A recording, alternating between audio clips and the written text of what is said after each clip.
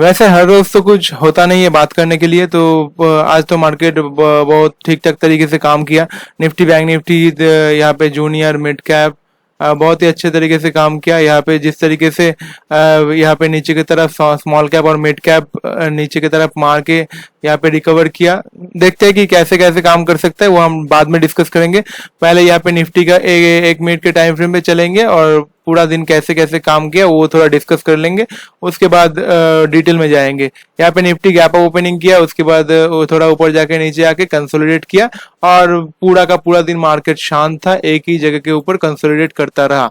यही था आज निफ्टी का सिनारियो, मतलब कुछ खास नहीं है। यहाँ पे अगर बैंक निफ्टी को देखोगे, बैंक निफ्टी भी वही सिनारियो में था। बैंक निफ्टी यहाँ पे गैप अप करके थोड़ा ऊपर गया, उसके बाद नीचे, उसके बाद ऊपर नीचे करते हुए पूरा रेंज के ऊपर काम किया। एक कंसोलिडेशन यहाँ पे भी और यहाँ पे देख लेते हैं जूनियर कैसे काम किया। जूनियर जूनियर ऊपर जाके ऊपर ही सस्टेन किया, ये बहुत ही अच्छा साइन है क्योंकि जूनियर में करेक्शन आना ही नहीं है ना। यहाँ पे मिड कैप भी ऊपर जाके यहाँ पे ऊपर नीचे करते सस्टेन किया ऊपर, और स्मॉल कैप भी सेम तरीके से काम किया। मतलब निफ्टी और बैंक निफ्टी अंडर परफॉर्म किया आज, नहीं तो मिड कैप स्मॉल कैप यहाँ पे जूनियर बहुत ही अच्छे तरीके से काम किया। तो आप थोड़ा डिटेल में चलते हैं कि कैसे कैसे संभावना अभी दिख रहा है। जैसे कि हमने पहले भी देखा कि यहाँ पे जो मार्केट में जो काम किया, यहाँ पे करेक्शन किया 2 महीने से करेक्शन करने के बाद यहाँ पे हम ऊपर की तरफ चल बसे। यहाँ पे चलने के बाद यहाँ पे 2 घंटे के टाइम फ्रेम पे अगर हम जाएंगे तो 2 घंटे का जो 200 डीएम है वो वहां पर काम करके यहाँ पे ऊपर की तरफ निकल गए और अभी ऊपर धीरे धीरे खिसका रहा है। और बैंक निफ्टी भी ठीक है, लेकिन पहले निफ्टी को डिस्कस कर लेते हैं डिटेल में। तो यहाँ पे ऊपर की तरफ जा रहा है, तो निफ्टी का अभी यही सिनेरियो है जैसे कि हमने पहले भी बात कर चुका हूँ कि इसका ऊपर का एक लेग बचा है, उसके बाद देखेंगे कि कैसे कैसे काम हो सकता है। तो बैंक निफ्टी देखेंगे, निफ्टी ठीक ठाक ही काम कर रहा है, ऊपर का लेग मार रहा है अभी। और बैंक निफ्टी डेली के 100 डीएमए के ऊपर सपोर्ट लिया और उसके बाद ऊपर की तरफ निकल पड़ा। और बैंक निफ्टी बहुत ही अच्छे तरीके से काम किया और बैंकिंग बहुत ही अच्छे तरीके से काम कर सकता है। बैंकिंग में ज्यादा मूव आपको देखने को मिल सकता है। और जो डिस्कस करने की बात है तो वो है मिड कैप और स्मॉल कैप। जूनियर भी ठीक है, जूनियर भी करेक्शन किया, ये पूरा का पूरा टाइम करेक्शन किया 2 महीना और उसके बाद निकालने की कोशिश किया।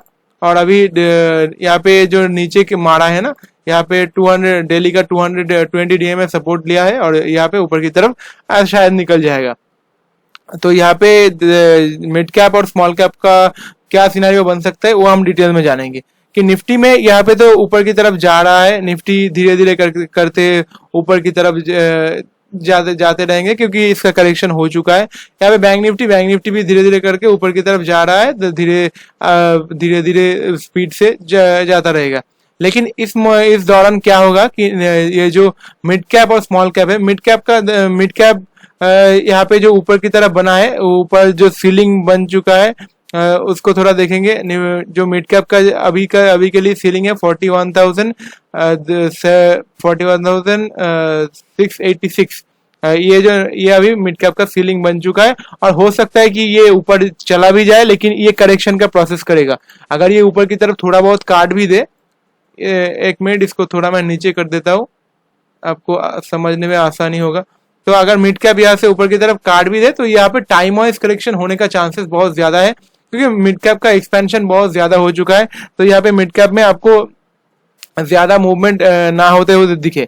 लेकिन क्या होता है कि मिड कैप में तो 100 में तो 100 स्टॉक्स है, लेकिन ऐसा तो नहीं है कि सारे स्टॉक्स रुक जाएंगे जब मिड कैप के टाइम वाइज करेक्शन आएगा। यहाँ पे मिड कैप जब चला तो उसका पार्टिसिपेशन आया था लगभग 20-25 स्टॉक से, यहाँ ज्यादातर होगा तो 50 स्टॉक से यहाँ पे मिड कैप में रैली आया था। लेकिन जो 50 स्टॉक्स रह गए होंगे वो तो नहीं रुकेंगे ना, वो तो करेक्शन ही कर रहे थे, तो वो सब चले बसेंगे।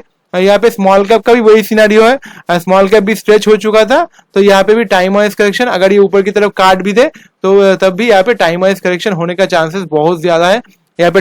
और ये जो लो है, ये लो नीचे की तरफ टूट सकता है, इसका संभावना भी बहुत ज्यादा है। स्मॉल कैप में भी है, मिड कैप में भी है कि इस लो को नीचे की तरफ तोड़ सकता है और इस लेवल पे भी आ सकता है, लेकिन लेवल हम डिसाइड नहीं करेंगे क्योंकि क्या जब टाइम वाइज करेक्शन करता है तो यहाँ पे बहुत ज्यादा अच्छे तरीके से टाइम वाइज करेक्शन करेगा, तो प्राइस ज्यादा नहीं टूटता। तो लेकिन हमारा तो वही सिनेरियो है कि हम ऊपर की तरफ जा रहे हैं। तो लेकिन ऐसा नहीं कि मिड कैप और स्मॉल कैप में रैली खत्म हो चुका है, ये करेक्शन के बाद ये फिर से चलेगा। लेकिन ये अभी ये टाइम वाइज करेक्शन का जोन रहेगा। तो यहाँ पे हम देखेंगे कि कैसे कैसे काम हो सकता है। तो ये लो काट सकता है और ऊपर अगर जाए भी तो ऊपर नीचे करेगा, टाइम वाइज करेक्शन होने का चांसेस बहुत ज्यादा है। तो मिड कैप और स्मॉल कैप में कंक्लूजन यही रहेगा कि मिड कैप और स्मॉल कैप में जो स्टॉक्स में करेक्शन अभी तक चल रहे थे लास्ट 3-4 महीने से, उन स्टॉक्स में यहाँ पे मूवमेंट देखने को मिल सकता है। और जो स्टॉक्स भारी हो चुके थे जैसे आरडीसी पीएफसी टाइप का स्टॉक्स, जैसे रेल सेक्टर का बहुत सारे स्टॉक्स चल चुके थे, वो स्टॉक्स में आपको करेक्शन देखने को मिलेगा। और वो स्टॉक्स ये मिड कैप और स्मॉल कैप को अंडर परफॉर्म कराएगा। और यहाँ पे जूनियर भी ठीक ठाक तरीके से चलता रहेगा। मिड कैप स्मॉल कैप का जो बाकी स्टॉक्स है जिसमें करेक्शन था वो भी चलता रहेगा। और निफ्टी यहाँ पे लग रहा है मुझे कि लार्ज कैप में ज्यादा मूवमेंट आ सकता है। लार्ज कैप में बहुत सारे स्टॉक, एसबीआई हो गया, एचडीएफसी बैंक हो गया, भारत पेट्रोलियम जैसे स्टॉक्स हो गए, तो ये सब शायद निकल सकता है। भारतीय एयरटेल हो गया, एशियन पेंट हो गया, तो ये सारे स्टॉक ऊपर की तरफ निकल सकता है। एक्सिस बैंक हो गया, एक्सिस बैंक, आईसीआईसीआई बैंक बहुत अच्छे तरीके से काम कर रहा है। और ये सारे स्टॉक सिर्फ निफ्टी में नहीं है, बैंक निफ्टी में भी है। तो हो सकता है बैंक निफ्टी यहाँ पे आउट परफॉर्म कर सकता है निफ्टी को। लेकिन ये धीरे धीरे निफ्टी बैंक निफ्टी दोनों धीरे धीरे चलता रहेगा। तो मैंने समाप्त कर दिया यहाँ पे। निफ्टी बैंक निफ्टी ठीक है, निफ्टी जूनियर अच्छे तरीके से काम कर रहा है, ये भी निकल जाएगा। लेकिन मिड कैप और स्मॉल कैप में बहुत ही स्टॉक स्पेसिफिक होना है आपको। जिन स्टॉक्स में ज्यादा एक्सपेंशन हो चुका है निफ्टी मिड कैप और स्मॉल कैप में, तो उन स्टॉक से दूर रहिए। और जहाँ पे अपॉर्चुनिटी दिखे, करेक्शन हो चुका है टाइम वाइज प्राइस वाइज, तो वहां पे आप रिस्क और रेशियो ज्यादा अच्छा होगा, आप पोजीशन लेने के लिए बेहतर होगा। और मिड कैप स्मॉल कैप का जो इंडेक्स है वो दबा रहेगा, वो तो यहाँ पे दिख रहा है।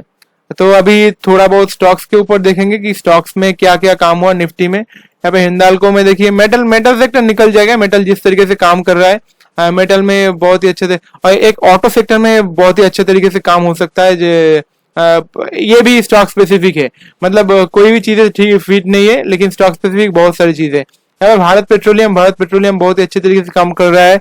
यहाँ पे ऑयल मार्केटिंग स्टॉक्स में भी बहुत सारी चीजें हो रहा है, जैसे भारत पेट्रोलियम, हिंदुस्तान पेट्रोलियम, और जैसे इंडियन ऑयल। तो ये इन सारे स्टॉक्स के ऊपर भी ध्यान रखना कि किस तरीके से काम कर रहा है। ऑटो सेक्टर में अच्छा काम हो रहा है। अब रिलायंस निकलने का बहुत ज्यादा संभावना मुझे दिख रहा है, क्योंकि ये और ज्यादा टाइम वाइज करेक्शन करने के चांस तो मुझे नहीं लग रहा है। तो रिलायंस अच्छे तरीके से निकल सकता है ऊपर की तरफ।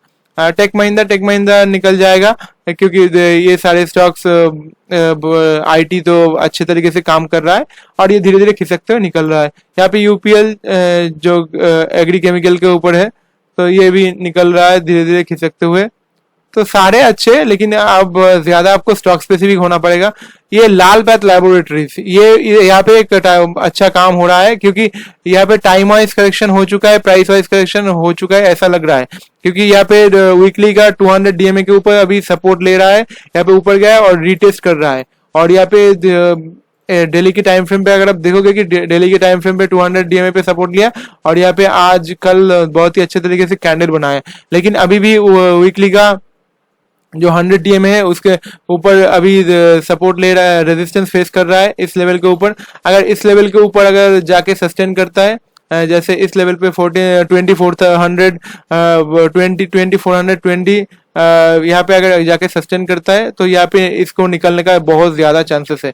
और भी बहुत सारे स्टॉक, आज बालकृष्ण बहुत अच्छा चला था। और भी मतलब आज जो मार्केट था बहुत ही स्टॉक स्पेसिफिक था।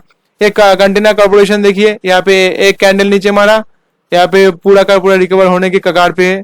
तो बहुत ही अच्छे तरीके से काम हो रहा है, क्योंकि मार्केट अभी स्टॉक स्पेसिफिक हो चुका है। मिड कैप स्मॉल कैप दबा रहेगा, लेकिन इन सारे जो स्टॉक, इन सारे इंडेक्स का जो स्टॉक्स है सब तो नहीं दबा रहेगा ना, तो मार्केट तो थम जाएगा। लेकिन जिन स्टॉक्स में एक्सपेंशन हो चुका है उसमें थमने का चांसेस है, और जहाँ पे रिस्क रेशियो अच्छा है वहां पे आप जा सकते हो। पेट्रोनेट एक दिन मारा है, उसके बाद रिकवर कर रहा है, क्योंकि ये बड़े टाइम से फ्रेम से निकल रहा है बहुत ही अच्छे तरीके से। स्टील अथॉरिटी यह भी निकल रहा है बहुत ही अच्छे तरीके से। और फार्मा तो अच्छा ही, लॉरस लेबोरेटरीज। बलरामपुर चीनी एक दिन मारा, कल ऊपर था, आज भी ऊपर था, बहुत ही अच्छे तरीके से ऊपर की तरफ खींच के ले जा रहा है अभी। अच्छा है, मतलब तो ओवरऑल मार्केट को अगर देखोगे, ग्रेन्यूल्स ग्रेन्यूल्स यहाँ पे निकल रहा है। मतलब यहाँ पे परसों देखिए मंगलवार को यहाँ पे 307 पर था, 334 पर है। मतलब ऐसा लग रहा था कि क्या पता नहीं क्या हो जाएगा, लेकिन देखिए मार्केट का सिनेरियो किस तरीके से काम कर रहा है। ये भी मिड कैप स्मॉल कैप के जो इंडेक्सेस है उसमें ही पड़ता है। देखना पड़ेगा कि कौन सी इंडेक्स में पड़ता है, लेकिन सारे स्टॉक्स तो नहीं दबा रहेगा ना। सारे स्टॉक्स अगर दबा रहेगा तो मार्केट दब जाएगा। तो स्टॉक स्पेसिफिक गेम चलता रहेगा, स्मॉल कैप मिड कैप, लेकिन index small cap mid cap जो इंडेक्स है वो टाइम वाइज करेक्शन करता रहेगा। टाइम वाइज करेक्शन में जा चुका है ऐसा लग रहा है। तो आशा करता हूँ आपको आज का ये एनालिसिस अच्छा लगा होगा। आज कुछ खास नहीं था बात करने के लिए, तब भी 10-11 मिनट हो गए। तो मिलते हैं कल और एक नए वीडियो के साथ, तो तब तक के लिए thank you so much, have a nice day.